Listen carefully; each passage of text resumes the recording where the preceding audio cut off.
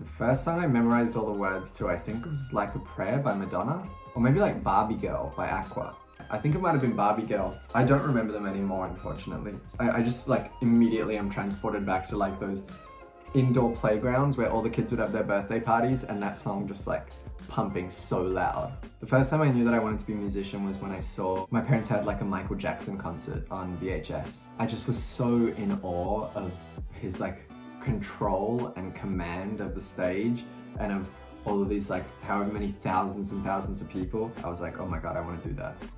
First live music I ever attended was Black Eyed Peas show, actually, same as my first CD. I took my sister for her bat mitzvah. So it was her 12th birthday and I was 14. It was when they did like I Got a Feeling and all that stuff. So it was a big tour. First song I ever wrote was, it was this song called You're Beautiful. And the lyric was, I've been to many places and I've seen so many faces, but I haven't seen anything like you, you're beautiful.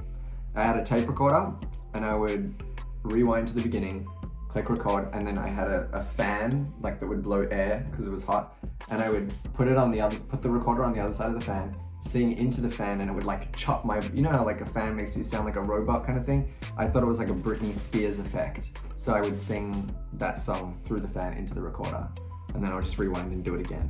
My first red carpet I think was probably for X-Men. But it was sweet. It wasn't like a real red carpet. It was like, because I wasn't a big enough part to be flown to the actual premiere, but of course my mom was like, Troy, we're having a premiere, like you're in a movie. My mom this is so embarrassing. She contacted like the local movie theater and she was like, yeah, my son's in the movie, like whatever. And we invited all of our friends and stuff like that. And I don't think there was an actual red carpet or anything like that, but there definitely was like a photo op moment of me just like against a wall, you know, smiling for all of like my mom's friends' cameras. First time I was ever recognized in public, I was probably like, I want to say 15 or 16. And I think it happened from YouTube.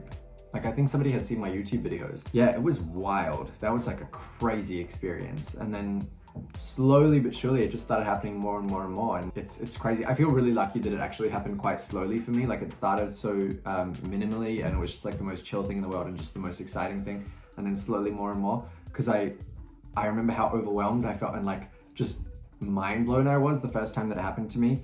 That like somebody who gets famous like overnight, I can't even imagine what that would do to someone's like psyche. I think it would just be the most insane experience. I think the first time I saw a movie in theaters was The Lion King. Yeah, the animated one. I didn't go to my first movie last year, no. I've seen some movies in the theaters, yeah. The first time I was ever really starstruck was when I met Guy Sebastian, who won Australian Idol. He was the first winner of Australian Idol, so he's like Australia's Kelly Clarkson, and I was singing at the Perth Telethon, which was just like a TV charity event. Can I be tonight? Go on and trust yourself. You can ride the wind. You're gonna take your dreams where they've never been. There's a hero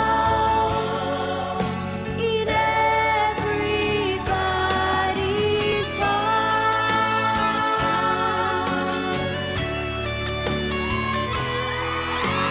He saw me at soundcheck and he came up to me afterwards and we got speaking and I was just like so shook. And then it was really sweet. He was like, do you know any of my songs? And I was like, yeah, duh. And we ended up singing on the TV together. Like he was like, oh, do you want to sing with me? And so we did a duet that night and I was like it was just an amazing experience for me.